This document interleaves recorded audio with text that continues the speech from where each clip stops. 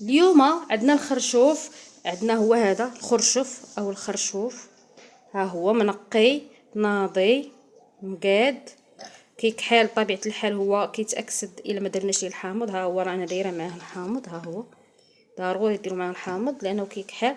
مقطعاه على هذا الشكل، ها هو ومنقياه على حقه طريقه. ها هو عندنا المكونات، نبداو بالمكونات. عندنا 4 البطاطات كبار، عندنا الخرشوف هو هذا على هذا الشكل. الاخوات اللي بدول اخرى اللي ما عرفوش راه هو هذا على هذا الشكل هذا. عندنا اللحيمه البقري واحد شويه فقط نبنوا بها. عندنا بصله كبيره مشنفه او مقطعه مربعات صغيره. عندنا نص معلقه ديال السمن.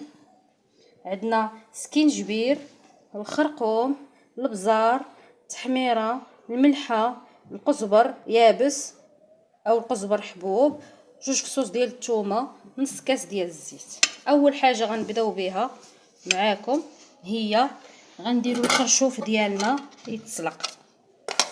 ها هو نديروه هنايا، نوضعوه هنايا كويسرينه او اي اناء عندكم، نديروه يتسلق واحد نص سلقه. علاش؟ باش يتحيد لينا هاد الكحوله اللي فيه، لانه ملي غيتسلق مع طريفات الحامض ها هما تما نسلقوهم معاه. ملي غيتسلقوه مع الحامض يتحيد لينا هاد الكحوله اللي فيه، وفي نفس الوقت تحيد لينا المروره اللي فيه لانه هو كيكون مر. تحيد لينا المروره اللي فيه بطبيعه الحال.